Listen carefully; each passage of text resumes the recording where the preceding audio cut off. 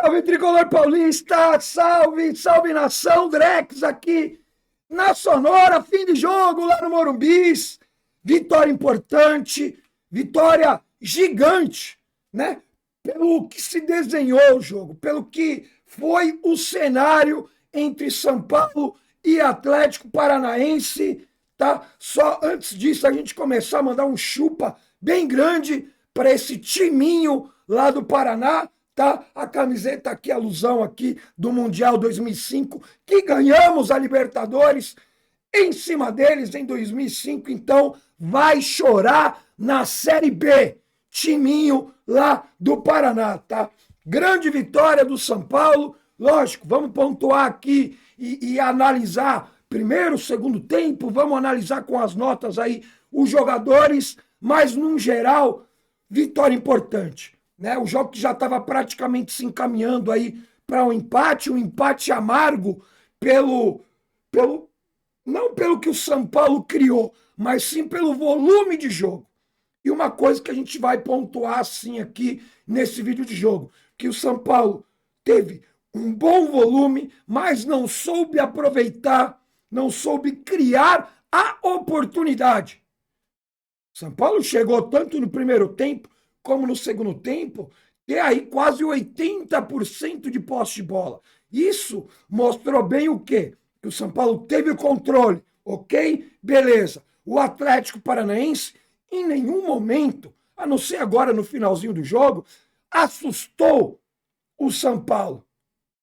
O São Paulo teve a posse, teve o controle, só que faltou criar as oportunidades. Em certos momentos, controlando no campo de ataque, em certos momentos a gente viu aquele toque de lado e aquele toque para trás lazarento que a gente vê aí na maioria dos jogos do São Paulo.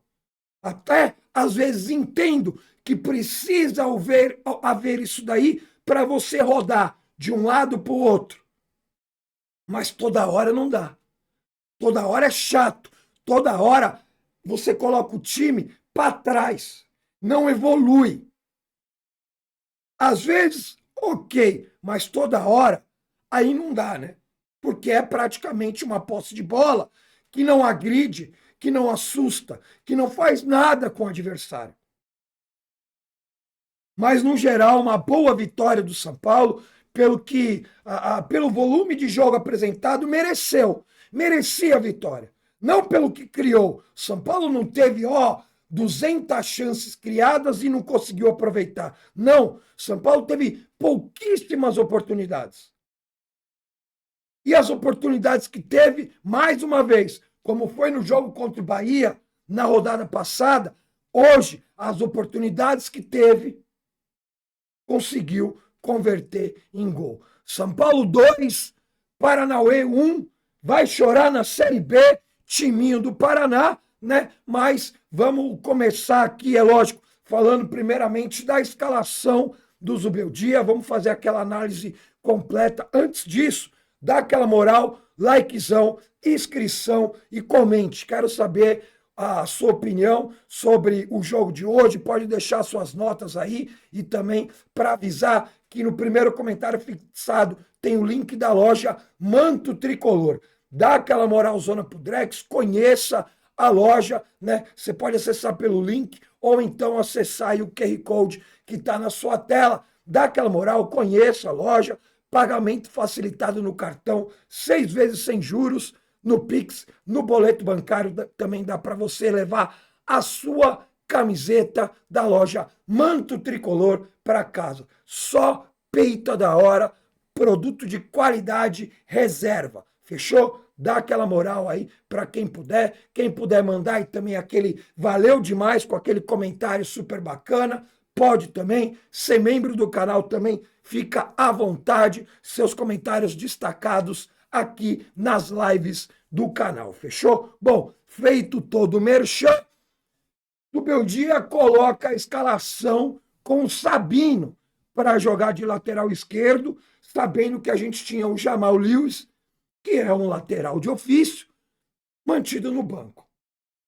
A dúvida no início, antes de começar o jogo, quando saiu a escalação, era para ver como que ia ficar distribuído, porque poderia ser ali uma linha de 3 zagueiros, com uma linha de 4 no meio-campo e uma linha de 3 atacantes. Poderia, e eu acho que seria até mais interessante essa formação para entrar num jogo dentro de casa, contra um time que está mal das pernas, só com molecada jogando, todo desfalcado e pior, no Z4, na parte de baixo da tabela. Então, quando você recebe a escalação oficial, quando você ainda não tem ali a montagem do esquema tático, você poderia até chegar a imaginar 3 zagueiros, Ferreirinha e Igor Vinícius jogando de ala, com 2 volantes e os 3 atacantes. Poderia, mas não foi isso que a gente viu, né? A gente viu realmente um Sabino, um zagueiro, jogando pelo lado esquerdo, como lateral, e a gente viu, pelo menos aí, na maior parte do jogo, tanto o primeiro tempo como o segundo tempo, um São Paulo penso, um São Paulo torto, jogando praticamente só pela direita. E o Ferreirinha, que era o jogador da esquerda, tendo que vir buscar essa bola e tendo que jogar muito mais levando essa bola por meio do que tentando fazer uma dupla com um lateral esquerdo, ou então abrindo o corredor para o lateral esquerdo. O Sabino, ele é zagueiro, ele não é lateral. O Sabino, as poucas vezes que ele tentou alguma coisa como um lateral ofensivo, deu merda, não deu certo.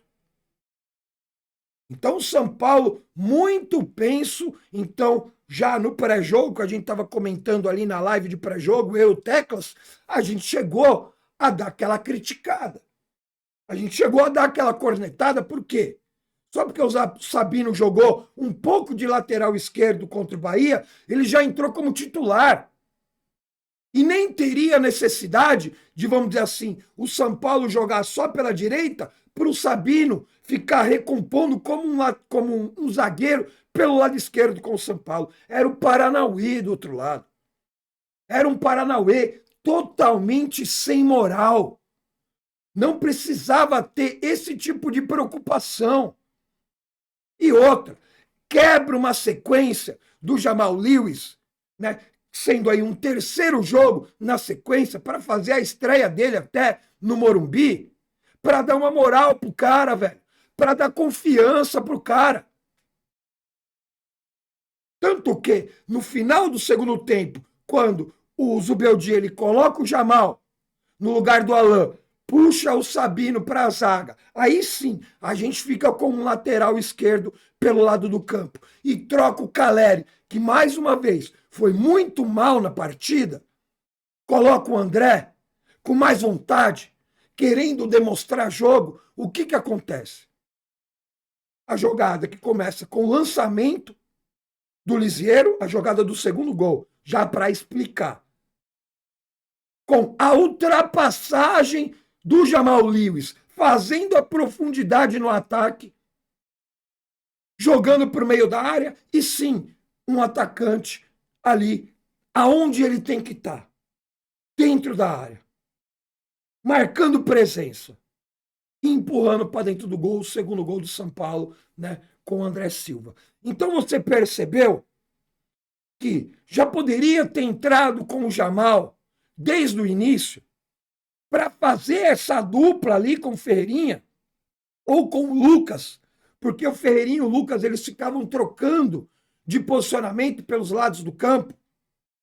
E uma coisa que a gente precisa falar também, e que a gente vem falando não é de hoje, o Lucas pelo lado do campo, às vezes ele vai bem, às vezes ele fica amarrado, às vezes dá nítida impressão que ele precisa muito mais de campo, velho.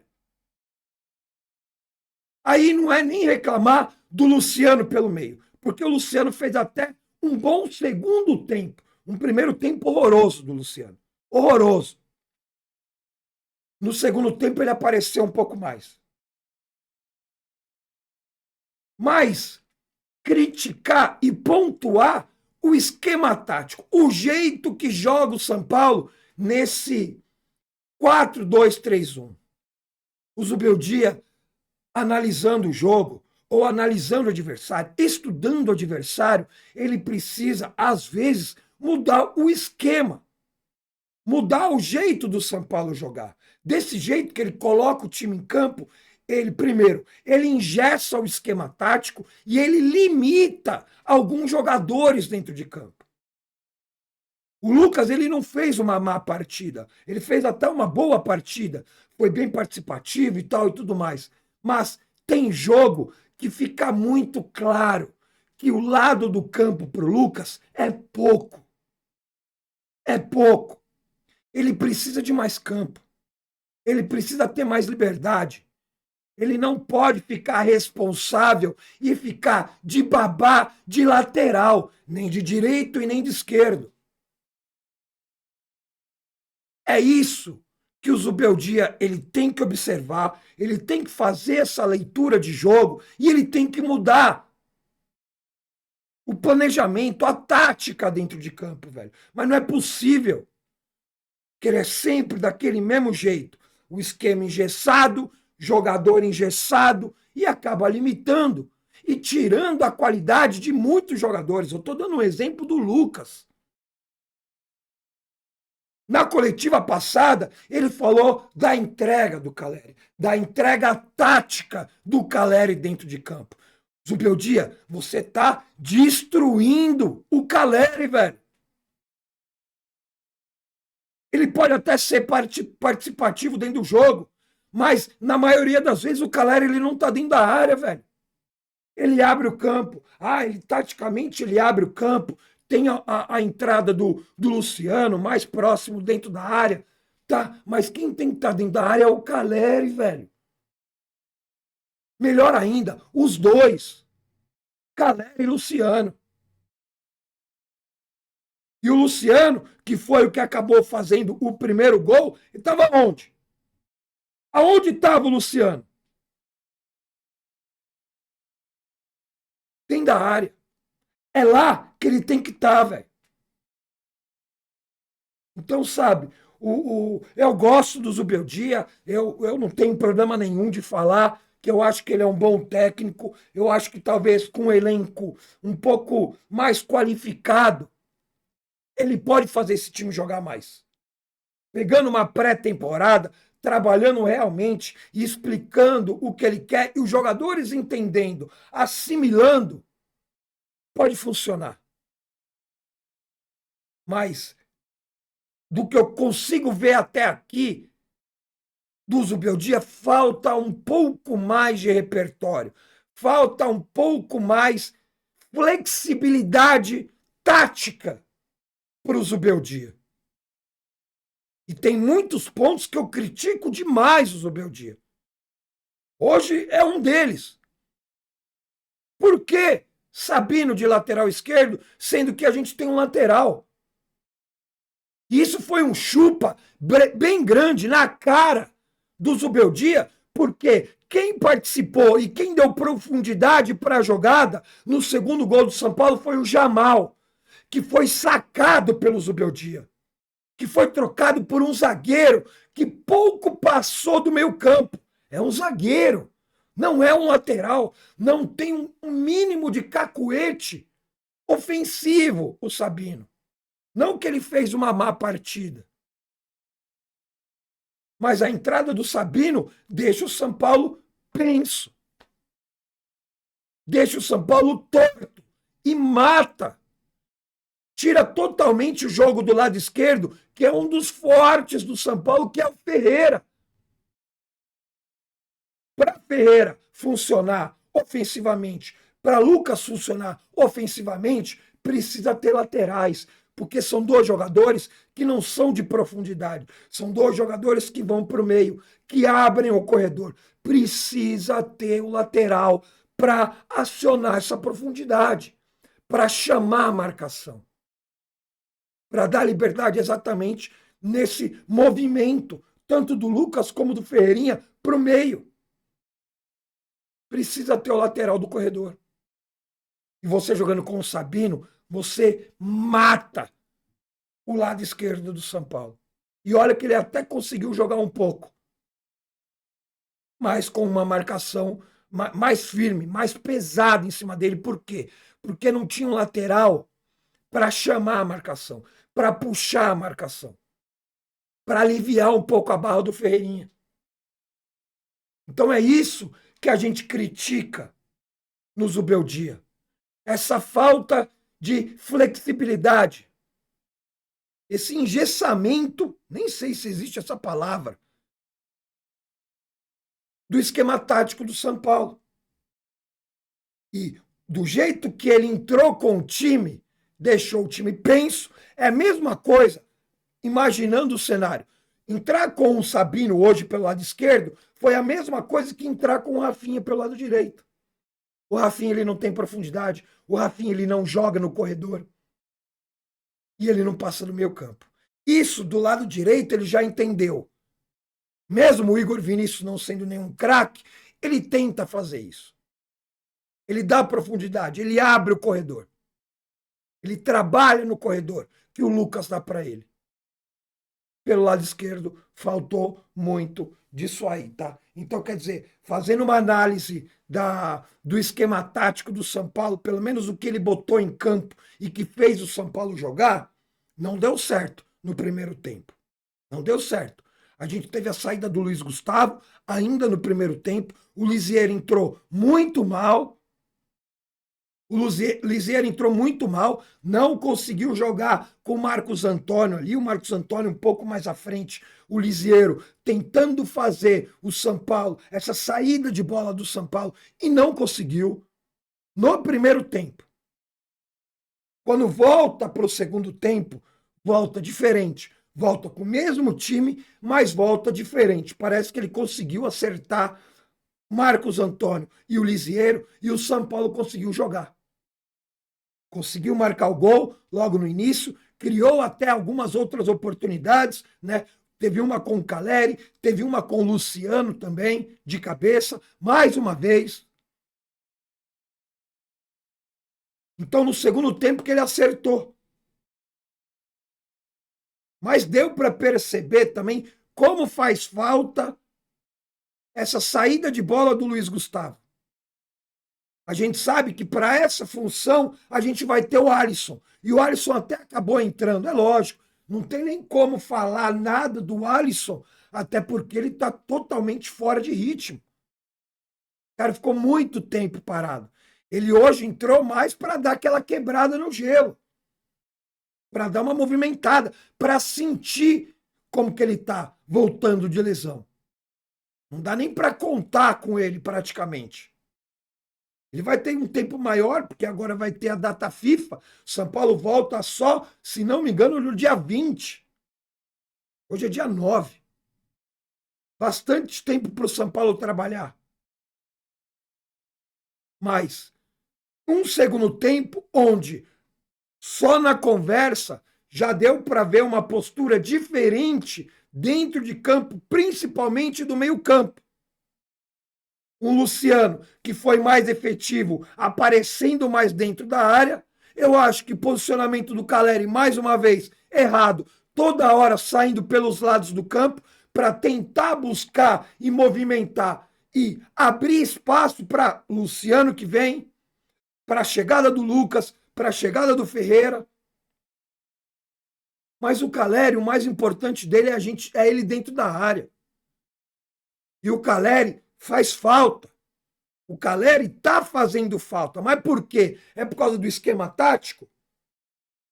É por causa do posicionamento tático dele dentro de campo? Ou porque o jogador está numa má fase? Para mim, as duas coisas. As duas coisas. Hoje a gente viu o Caleri toda hora saindo da área. Não pode. O Caleri é o cara que é finalizador. É o cara que tem que estar dentro da área. Esse cara para abrir dos lados do campo, quem que é? É o segundo atacante, que seria o Luciano. Mas o Luciano, ele tem uma outra função. Não é abrir o espaço e puxar a marcação para o Caleri ficar disponível dentro da área. A função do Luciano nesse esquema do Zubeldia é puxar para trás a marcação para dar mais liberdade para os meias de lado de campo.